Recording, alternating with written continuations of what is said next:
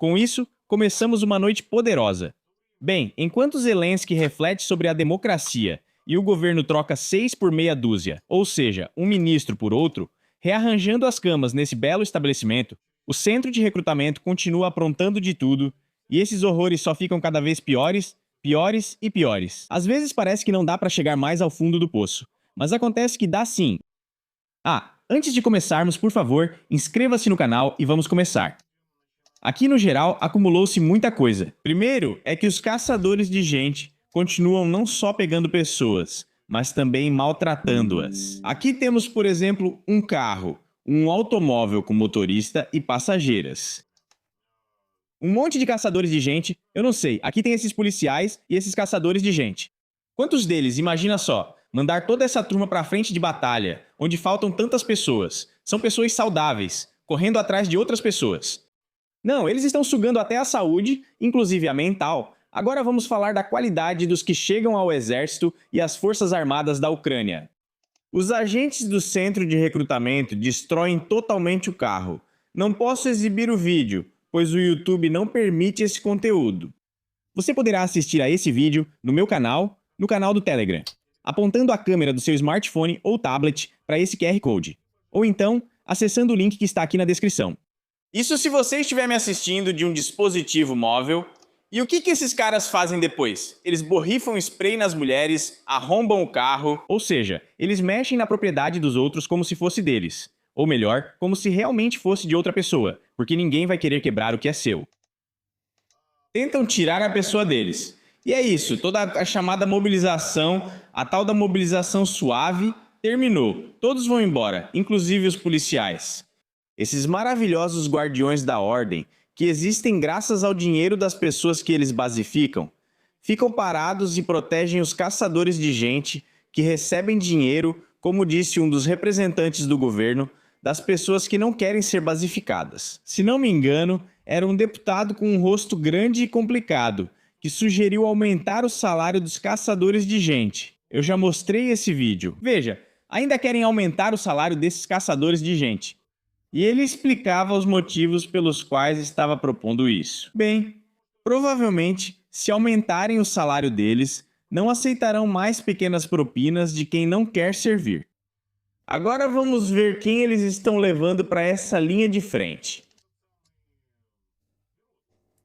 Aqui está bem alta a linha de frente. Aqui estão os verdadeiros soldados. Vocês veem as condições deles. Vou enfatizar mais uma vez. São esses aqui. Aqueles caras da linha de frente. Todos barbudos, com penteados arrumadinhos e às vezes até com manicure, tanto homens quanto mulheres, que supostamente gravam vídeos da linha de frente. Isso não pode ser feito. Esta aqui é a verdadeira linha de frente. Aqui, em algum tipo de abrigo. Estão trocando as meias de algum soldado. E sabe por quê? Porque ele tem um problema mental. Ele tem o desenvolvimento de uma criança de 5 anos. Ou seja, tem um homem adulto sentado ali e ele não só se acha, mas se comporta assim. E o nível de desenvolvimento intelectual dele é como o de uma criança de 5 anos. Esse cara só precisa ser mandado embora, é isso. Os militares sugerem atenção aos funcionários dos centros de recrutamento que permitem isso. E se matarem um saudável, vamos ver. Ele é como uma criança. Você tá fudido. Consegue colocar os sapatinhos? O quê? Então imaginem a que ponto chega. E o mais interessante é que essas pessoas ainda não ficaram insensíveis. Apesar dos horrores que enfrentam todos os dias, quero dizer, os verdadeiros militares, eles entendem os problemas dessa pessoa e tentam cuidar dele dentro de suas possibilidades. Deita, Serioja. Pra que quer botas agora? Deita! Quer calçar? Então vai. Ei, ele não piorou durante esse tempo? Piorou. Sim, ficou pior. Assim, bem pior. Durante o tempo aqui pra lá. Sim, ficou pior. Ou seja, uma pessoa que não pode se defender acabou nessas condições. E naturalmente, ele não traz absolutamente nenhum benefício. Mas algum caçador de gente e seu chefinho provavelmente receberam aprovação por isso, receberam uma recompensa em dinheiro e muito mais. Então está tudo ótimo. Vamos aumentar o salário deles. Ótima ideia. E aqui, o que temos? O poderoso Zelensky fala nesse tom, dizendo que aqui é pura democracia, que está tudo ótimo no país, que todos os objetivos possíveis já foram alcançados. As pessoas Como vocês, nós lutamos pela liberdade e pela democracia. Até eu mesmo achei engraçado sobre a democracia, porque dizemos que lutamos pela liberdade e pela democracia. Ele está falando daquele Maidan meia-boca, que supostamente foi organizado pessoalmente lá. Não pessoalmente no sentido literal, mas que surgiu espontaneamente. Agora também vamos falar sobre isso. Mas aí o Zelensky fala que no país há democracia, que não existe escravidão, e ainda tem gente que acredita nisso. Vamos bombardear pessoas. Nós não estamos aqui, nós estamos certos de maneira rigorosa. Sim, certo, vamos lá. E continuamos assim, ótimo. Estamos simplesmente destruindo o país. Esse é o curso perfeito para um futuro brilhante. Mas brilhante para quem precisa e para quem não precisa, ela será assim, como mostrado com aquela pessoa de 5 anos, que na verdade não tem 5 anos, entende? E que à luz de uma lanterna existem trincheiras apertadas, abrigos, algum tipo de esconderijo. Bem, mas para Zelensky tudo está ótimo. Ele está seguindo o caminho certo, isso realmente aquece a alma, está aquecida de verdade. E a razão, claro, não é a temperatura alta. As pessoas ao redor ficaram parecidas. Ele quer isso. Ele sim, quer as pessoas. Se quiser, saia da Ucrânia, se não quiser, não saia. E ele mesmo fica lá sorrindo. E você, Simona, isso é tão engraçado para ele. E o quê? Ele nem consegue esconder o próprio deboche sobre tudo isso. Queria sair, mas de forma errada. Mas sabe, E não consegue juntar duas palavras porque entende que, não importa o que diga, vai parecer muito estranho. Ela realmente parece estranha, até assustadora. somos nós, mesmo durante a guerra, que podemos agir assim, fazer assim, agir assim, que mesmo durante a guerra, com todas as dificuldades e limitações da guerra, as pessoas podem demonstrar sua vontade. Sim, os cidadãos expressam sua vontade todos os dias, direto. E vocês aí, como é que é? Ficou irritado. Parece que achou que alguém poderia opinar livremente e já fechou a cara. Mas isso é um absurdo, Zelensky. Mas fazer uma declaração dessas, ou a pessoa realmente não faz ideia do que está acontecendo, o que também pode ser, até hoje li uma notícia sobre isso, que tem uns tais. Bogdan Krotovich, ele que está comandando isso, um dos líderes do Azov, que já saiu faz tempo. É comum, coisa normal no exército, podem sair sim. Chegou a ganhar um apartamento do Akhmetov e agora está dando conselhos para os cidadãos. Nesse caso, ele estava dando conselhos para seus ex-colegas militares. Conte ao Zelensky o que realmente acontece na linha de frente. Mas você, quando estava lá, também não falava besteira? Então, Eu respeito que o preço e você está com a cabeça no lugar. Claro, o fato de que o país está indo para longe, só que não para frente, mas para baixo, isso não é lá essas coisas. E aí também participaram de um Maidan de papelão, isso sim é uma reviravolta. Isso está certo. por isso eu entendo, ouço e até respondo, quero dizer, até sobre algumas coisas nas quais eu não gostaria de me aprofundar tanto.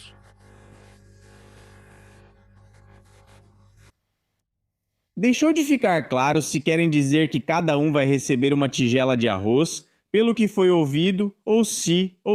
O que está acontecendo, sinceramente, eu não entendo.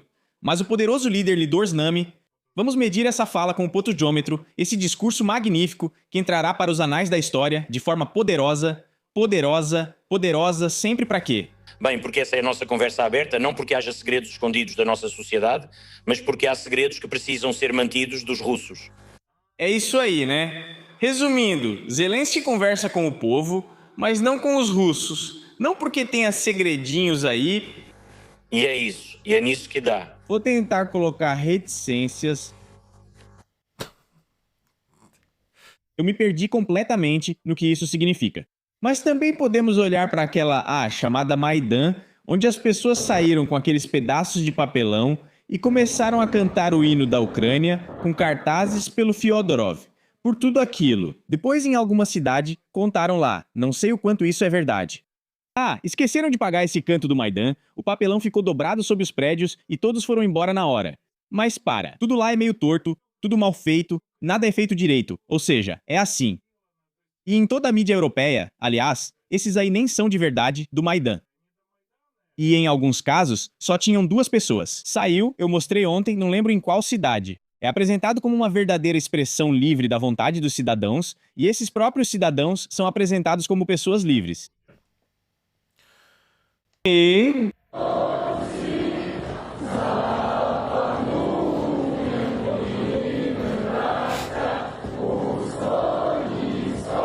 É assim que tudo acontece naturalmente. Então decidiram, tipo, irmãos, vamos cantar sobre a Ucrânia. E todos disseram sim, vamos. Aparentemente foi assim que tudo aconteceu, não havia organizadores, ninguém, mas tudo estava ótimo.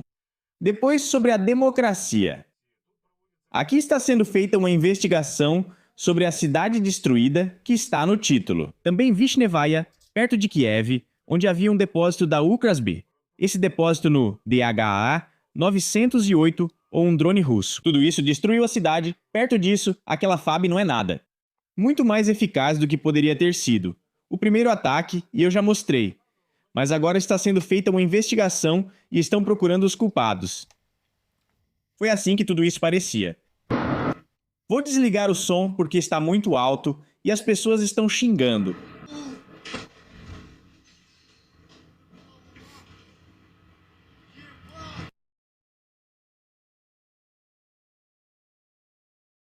Então. Bem, em geral, é assim que tudo isso parece. Agora vamos dar uma olhada nos resultados. Esse cereja, algo como Mika Dozru Uslushbovani, Lastros, o que causou a morte das pessoas? Eu mesmo trouxe dentes lá. Garantirá também a segurança da costa, não das munições, mas é fundamental estabelecer todo o quadro da tragédia. Quem tomou a decisão de armazenar as munições neste depósito? Quem aprovou? Quem assinou os documentos? A investigação deve identificar outros funcionários cuja omissão levou às consequências trágicas. As munições foram trazidas para o depósito em várias remessas. A última remessa chegou só 2 semanas antes do ataque com mísseis. A investigação apura se guardar as munições nesse depósito fazia parte de um plano inimigo. Isso, se há indícios de agentes inimigos entre os funcionários e se não foi revelada ao inimigo a informação sobre o local e o momento do acúmulo das munições para o ataque, exatamente quando a quantidade delas era máxima. A investigação certamente dará respostas para todas essas perguntas. Sim, claro, a investigação vai resolver tudo. A investigação vai determinar tudo. Fiquem tranquilos. Com certeza vão encontrar algum funcionário não muito importante e ele vai ser responsabilizado por tudo isso. Mas já encontraram. No geral, até mesmo os altos executivos já foram enviados para aquele lugar onde ninguém gostaria de estar. E a investigação continua. O tribunal, nos dizem, colocou sob custódia os altos executivos da Ukroboronprom. Foram tomadas medidas cautelares. Foram escolhidas medidas cautelares e o tribunal determinou 60 dias de prisão preventiva até 14 de setembro, sem direito à fiança. Representantes da defesa e promotoria não comentaram após a audiência, que ocorreu em regime fechado. A decisão foi tomada a pedido da defesa e da acusação devido ao risco de divulgação de informações que podem representar uma ameaça à capacidade de defesa do Estado. Uma cidade destruída não representa nenhuma ameaça à capacidade de defesa do Estado. Isso é óbvio. Por isso, é preciso fechar. O diretor-geral já está detido no centro de detenção provisória, assim como o vice-diretor. Eles armazenaram munições em depósitos que não eram destinados para isso, sem os documentos de permissão necessários. Os hangares ficavam próximos a áreas residenciais. Claro que ninguém sabia de nada sobre isso. Os moradores da cidade, obviamente, não sabiam de nada e não informaram ninguém. O problema é que, na verdade, todos sabiam disso. Mas só se for, por exemplo, um homem. Se você denunciar em algum lugar dizendo, vocês sabem, temos esse problema aqui, você será preso imediatamente. Se for uma mulher, vão prender ela junto com a família ou algo assim. Ou vão demitir do trabalho, democracia, aviões voando, vão bombardear, aqui tudo é muito poderoso. E, pelo que se sabe, tudo isso aconteceu? Na noite de 6 de julho, na cidade de Vishneve, houve um grande incêndio e começou uma detonação secundária. No território dos depósitos, 9 pessoas morreram. Mas o problema, naturalmente, é enorme, com mortes. Mas ainda pior é que as moradias de dezenas de casas, talvez até de centenas de pessoas, foram destruídas. Foram afetadas 253 casas e 27 prédios de apartamentos, ou seja, centenas de pessoas para quem ninguém liberou nenhuma indenização do seguro. Vão dar isso? Do que você está falando? Ou se derem, vai ser pelo preço de algum porão por um apartamento normal de 3 quartos, como já aconteceu mais de uma vez. Zelensky já falou lá que tudo o que foi prometido ao povo tem que ser entregue. Bom, ele falou isso na frente das câmeras, claro, mas depois, como dizem, longe dos olhos, longe do coração, saiu da frente das câmeras e esqueceu. E depois que ele vai verificar se entregaram para alguém ou não, claro que vai. Bom, tudo bem. Agora vamos ver o que pensa sobre tudo isso, o líder Potuzhney. Eu achei que já tinha contado tudo, mas não, ainda não terminei aqui. Ainda há uma previsão de que no inverno podem ocorrer cortes de energia elétrica em grande escala, Falam em cortes de algumas horas, muitos de um dia inteiro, ou até em ficar sem aquecimento, eletricidade e outras coisas por várias semanas. Quem afirmou isso foi o Popenko. Esse especialista já apareceu várias vezes, mas dessa vez, de repente, chamaram um professor da universidade para contestar o que disse o Popenko. O professor, é preciso dizer, falou de forma extremamente cautelosa e afirmou que a declaração de que no inverno, de 26 para 27, os cortes podem durar dias ou semanas, não pode ser confirmada de forma inequívoca nem totalmente refutada. Bom, ótimo, isso é, tudo bem. Ele disse, na verdade, não tenho nada contra, porque se perguntaram para ele, ele não pode desagradar quem está no poder para não ser demitido. Tudo bem, mas ele foi vago ao se expressar. Mas é a mesma coisa, qual a chance? Claro, matemáticos, não precisam gritar agora que isso não é estatística de verdade. É só uma piada de criança. Qual a probabilidade de encontrar um dinossauro na rua? Bem, ou seja, 50%. Ou você encontra ou não. É claro que, na verdade, tudo é bem diferente. Ele se expressou mais ou menos nesse tom. Resumindo, mas ao mesmo tempo, ele confirma indiretamente o que foi dito por Popenko.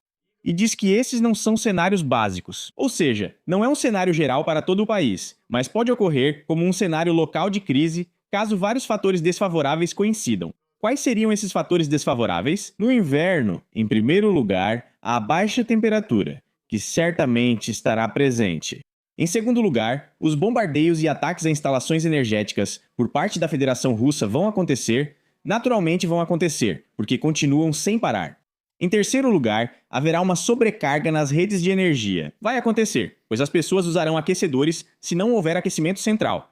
O que provavelmente será o caso, já que a energia térmica, o sistema de aquecimento urbano e as centrais térmicas foram destruídos. Aí estão 3 fatores desfavoráveis de uma vez. Depois ele afirma, considerando o país todo, cortes de energia de vários dias para milhões de pessoas são improváveis. Bem, provavelmente existem casos assim, mas localmente uma interrupção prolongada é bem possível. Não precisa falar em milhões, mas sim em centenas de milhares. Em alguma cidade, por exemplo, pode ficar semanas sem aquecimento ou eletricidade. Isso pode acontecer. E se os ataques russos forem direcionados a subestações específicas, redes de transmissão ou grandes usinas termoelétricas, eles, sem dúvida, serão direcionados dessa forma. Cidades ou bairros inteiros podem ficar sem eletricidade por vários dias e, em caso de danos muito graves, até por mais tempo.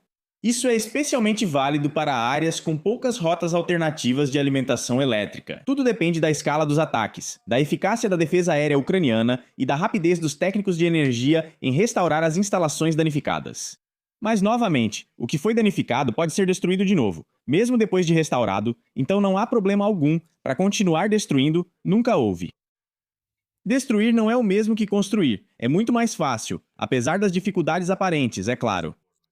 E agora, é claro, os poderosos líderes. Já vimos vários combatentes ruivos, já vimos jovens Lenins, mas aqui, de repente. Aliás, Fedina, esse é o deputado Kinia, que está sempre restaurando alguns esconderijos de certos nacionalistas dos anos de 44, 45, junto com um jornalista extremamente bronzeado. Ele discute uma coisa totalmente comum. Fedina, é o seguinte, critica Zelensky. E critica de um jeito que, olha, eu nunca ouvi outros fazerem igual, é realmente pesado. Vamos ouvir. E a raiz do problema é Volodymyr Alexandrovich Zelensky, o comandante supremo. Ele focou em joguinhos políticos. Falam sobre Fedorov e os incompetentes do servo do povo, mas todos parecem ter medo de apontar a raiz do problema. É Volodymyr Alexandrovich Zelensky que hoje, ao usurpar o poder e o espaço da mídia, está realizando alguns interesses pessoais que não têm nada a ver com os interesses do povo. Bem, aqui eu realmente retiro todas as minhas palavras sobre Fedina e, de certa forma, respeito e admiro por essa única frase dita. Por quê? Bem, porque nem toda pessoa em posição de liderança no país, e um deputado é, na verdade, um dos gestores, mesmo sendo contratado, mas ainda assim gestor, de alto escalão, nem todos teriam coragem de fazer algo assim. Lembro que Anna Skorokhod era muito apreciada pelo Taras Yurist como especialista. Não sei por que pararam de mostrá-la, algo estranho. Abraço para o Taras se estiver assistindo. E de repente, aparentemente essa Fedina assumiu o papel dela, e foi isso que ela contou. Quer dizer, isso, bem, ela expressou exatamente os pensamentos de muitos que estão presos no país. Mas também temos uma opinião oposta. Por exemplo, temos Yuga, o poderoso Tigminator, que voltou da guerra avassaladora, na qual ele participou diretamente. Eu vou ao cinema assistir Guerreiro Radical. E bem, eu fico impressionado com o que vejo. Sério. Quer dizer, em algum lugar, ele destruía Pelmenes com Vareniques, e depois desse lutador tão forte, acabou ficando doente, se tratou por algumas semanas, melhorou, mas agora, sabe como é? Não pode mais ir para a linha de frente, então, bem, é muito difícil. A jornalista não olha para ele com muita admiração, mas ele vai contar, sabe, sobre a garganta do inimigo. Enfim, eles atacam o corpo do inimigo com os dentes, mas Yuga, na garganta, é no inimigo que precisa atacar. Agora estamos pressionando os ocupantes na Crimeia e no mar de Zaporizhia, em Plazare. E a regra vale apenas para Zaporizhia. E não para Zaporozhye. Platzbar de Zaporizhia, não sei onde fica ou o que é Zaporozhye. E Zaporizhia, se for em ucraniano, ou Zaporozhye, se for em russo. E Zaporozhye, isso é... Bem, deixa pra lá, não vou falar. Me vem muitas ideias à cabeça sobre o que isso pode ser, mas não vou dizer. Se capturar o inimigo e quiser estrangulá-lo, mantenha sempre a pressão. Você acabou de ouvir o curso de soldado iniciante do Yugi. Agora me deve 5.000 de cada um. Isso é meio insano. Aqueles olhos selvagens, como se ele já tivesse começado e já segurasse todos pelo pescoço. Acho que era o Gordon. Ele também estava lá arrancando o pomo de Adão de alguém. De cueca azul e com aquela camiseta amarela, acabou virando o Gordon amarelo e azul. Aqui está o Terminator na eliminação do Sul. Você troca o pomo de Adão, elemento dessa eliminação. Se você soltá-lo e ele tomar fôlego, acredite, tudo vai começar de novo. E nenhum processo político pode ser o preço de uma recusa militar em acabar de esmagar o inimigo. Porque na guerra, o principal não são os discursos, mas as classificações.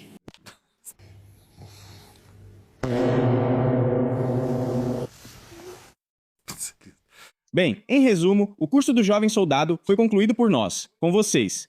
Agora nós imediatamente nos espalhamos pelas posições para procurar inimigos com gogós. Por que o inimigo não pode ser sem pomo de Adão? Ou seja, mulheres, eu, entendem, me recuso e não vou me aprofundar nesse assunto. Tchau a todos!